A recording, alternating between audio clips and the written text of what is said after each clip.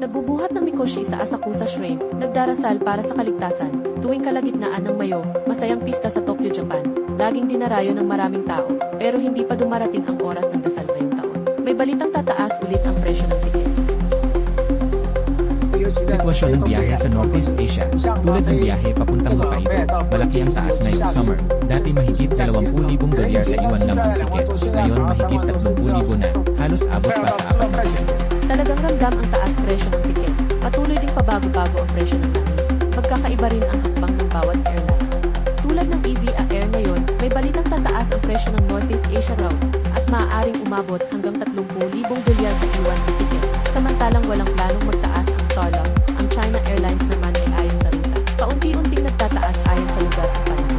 Maapektuhan din ang mga travel agency, baka pag-isipan ng travel agency, kung itutuloy pa ba ang tour, ngayon para sa Mayo, Hulyo at Agosto, pati mga biyahe sa Setyembre ay binibenta na, pero kulang pa ang tao kaya hirap bumili ng tiket.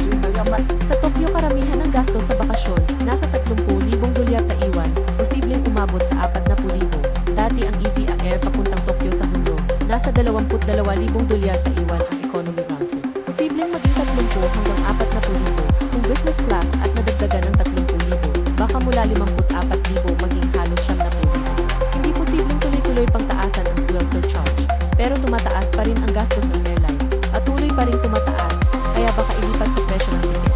Kapag mas marami o group ticket, mas mataas ang gastos kaysa sa tiket ng isang tao dahil mataas demand ng grupo, kaya siguradong tataasan ang presyo. Paparating na ang peak season ng bakasyon, tataas ang gastos kahit group tour o solo travel ay hindi makakaiwas.